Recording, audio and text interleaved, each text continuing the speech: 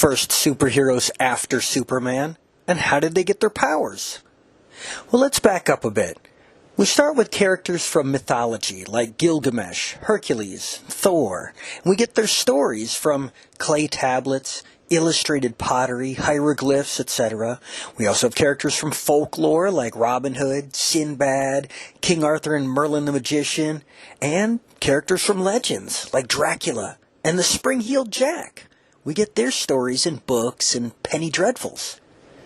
Then in 1902, we got Hugo Hercules as a newspaper strip. He was a regular guy, but he had super strength. But there was no explanation as to why he was so strong. The next year we got the Scarlet Pimpernel in a play, who was also a regular guy, living in 1792, who outwits his opponents and he swashbuckles with a sword like the Three Musketeers, but he has a secret identity and leaves a calling card, which were actually two tropes from the Spring-Heeled Jack. Then in 1911, Edgar Rice Burroughs brought us John Carter of Mars, and in 1912, Tarzan, in the pulp magazines. Now, John Carter has super strength, but that's because he was transported to Mars, which has a lower gravity than Earth. And he could leap really far. These are abilities that Superman would use, the super leaping, the super strength, because he came from a planet with a much higher gravity than Earth. And Tarzan, well, he was just an athletic character due to him being raised by apes. No superpowers there. Then in 1914, we got the Gray Seal, also in pulp magazines. And he continued the tradition of a foppish playboy by day, crime fighter by night with a secret identity. But now he was in a contemporary setting, and he had a disguise and a secret hideout lair. But these are also all tropes from the Spring-Heeled Jack. In 1919, we got Zorro from the pulp magazines. Now, he combined what came before, but he made it popular, thereby being a direct inspiration for many of the first comic book superheroes like Superman and Batman. And in 1928, we got Buck Rogers in the pulp magazines, and in 1934, Flash Gordon from the newspaper strips. These were just regular guys using science fiction gadgets. But then in 1929, we got Popeye the Sailor Man in newspaper comic strips. He would derive luck powers by rubbing the head of Bernice the Whiffle Hen. Now, this is kind of like the old Irish folk traditions of rubbing the Blarney Stone for luck. But later, he started to get super strength by eating spinach. Now, this is a really novel idea. You see, back in 1870, a German chemist examined the amount of iron in spinach. But he misplaced a decimal point when transcribing the data from his notebook, increasing its magnitude by a factor of 10. Iron is known to be beneficial for strength and energy, so at first Popeye was shown to just eat spinach as an explanation for his extra strength. But when his adventures were animated a few years later, he was shown to eat spinach in times of needing super strength. And as time went on, it was shown to give him additional powers as well, such as super speed, invulnerability, the ability to transform his physical appearance, his clothes, change him into a biplane and a rocket, and even to summon a knight's armor and a horse. He could rub a can of spinach for magical powers, use it to negate the effects of a fast-aging ray, turn him invisible, fix broken swords, and imbue him with a mastery of fencing. He could use spinach to boost his intelligence, artistic ability, and more.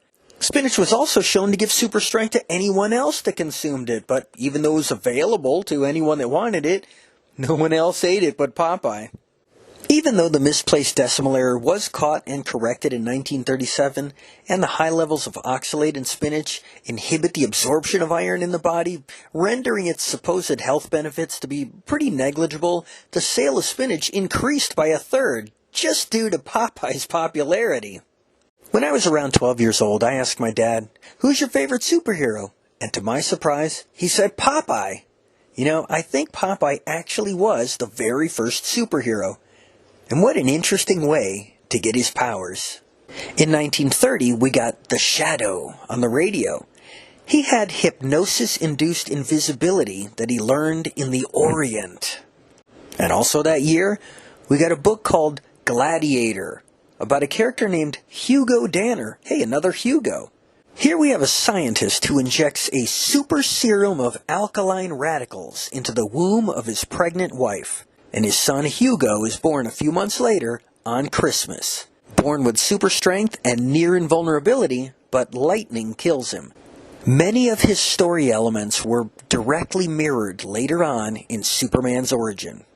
In 1931, we got the popular newspaper strip character Dick Tracy, who was a detective with an interesting rogues gallery, but no powers.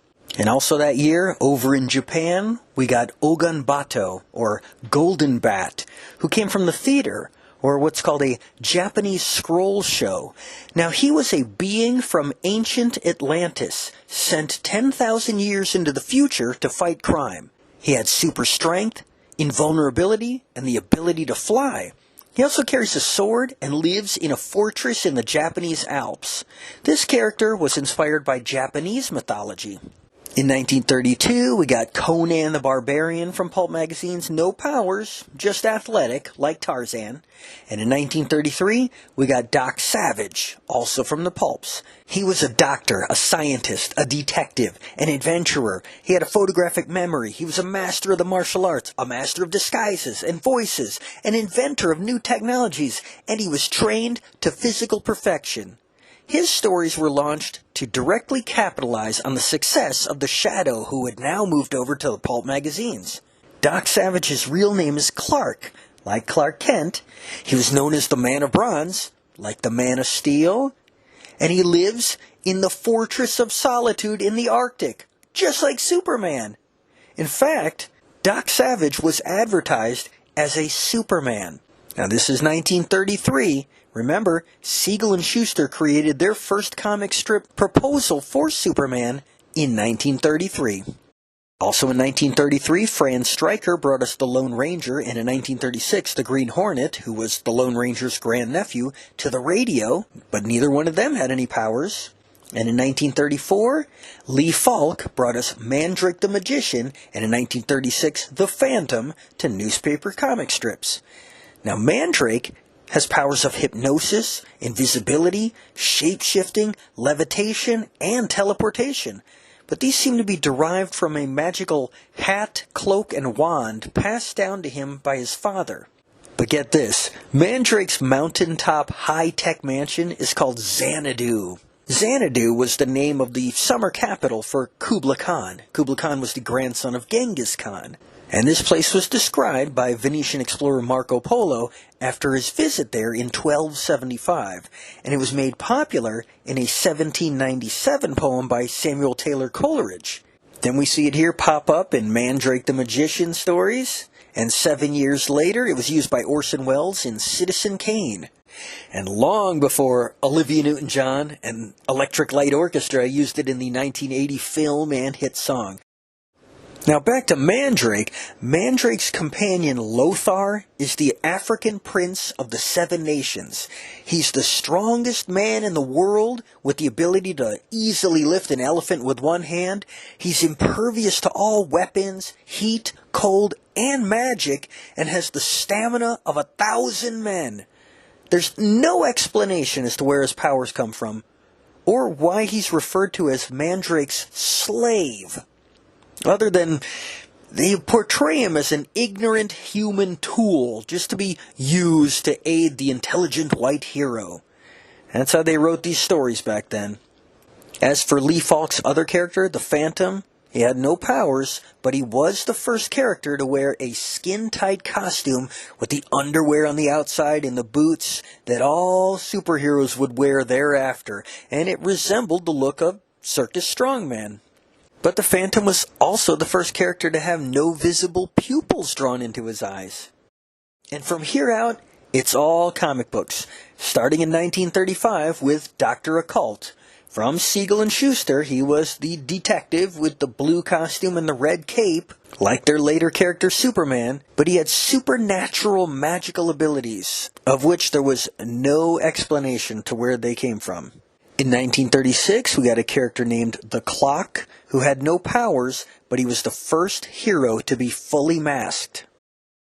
And then in June of 1938, we got Superman. from Siegel and Schuster, the very first superhero. Well, not counting Popeye. Later on, in September of that year, we got Arrow from Centaur Publications. He was the first bow and arrow wielding modern archery hero, like Robin Hood. A precursor to DC Comics' Green Arrow and Marvel Comics' Hawkeye. The next month, in October, we got Crimson Avenger, which was a DC Comics carbon copy of the Green Hornet. That takes us to April of 1939, when we got Namor the Submariner, created by Bill Everett, for a theater giveaway comic. He would go on to become Marvel Comics' first superhero, and he got all his powers derived from his genetics, because he was half a mutant human and half an Atlantean, so basically just from birth. And the next month, in May of 1939, we got Batman, who was created directly to capitalize on the success of Superman. But also in that same month, May of 1939, we got Wonder Man from Fox Publications.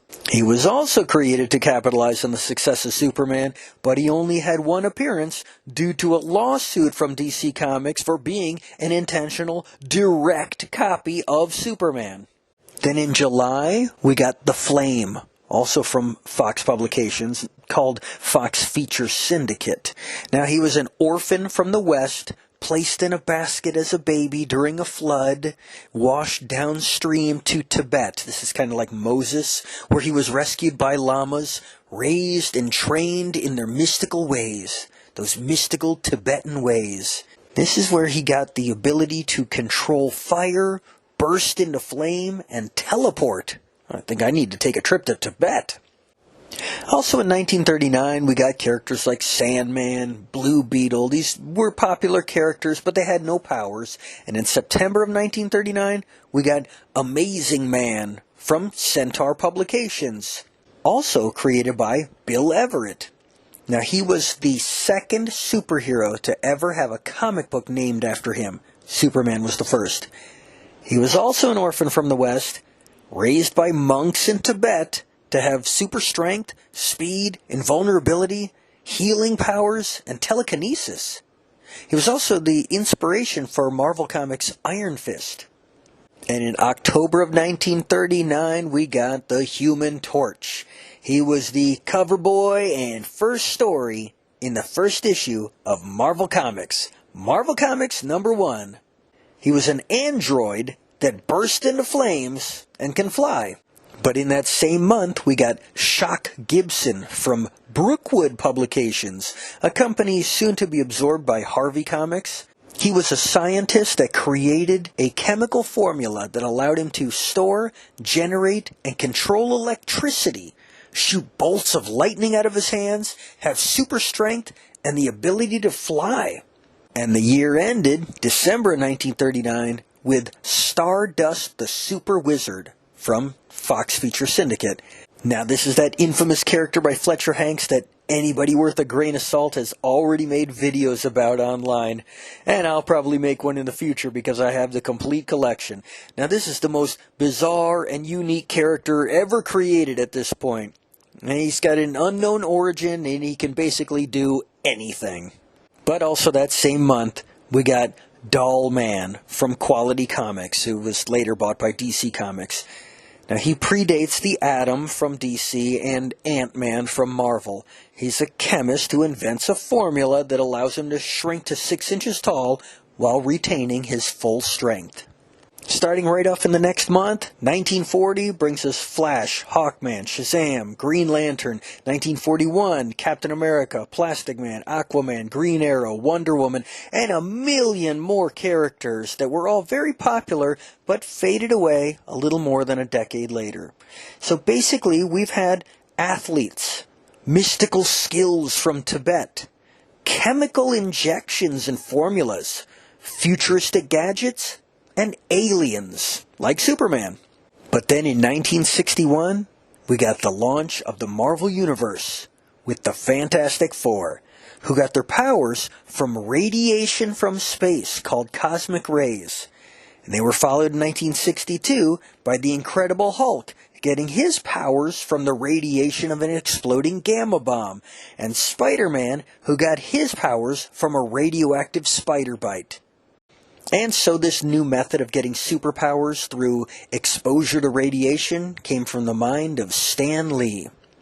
And as a nuclear medicine technologist who works with gamma rays every day, I can tell you that radiation does not give you superpowers.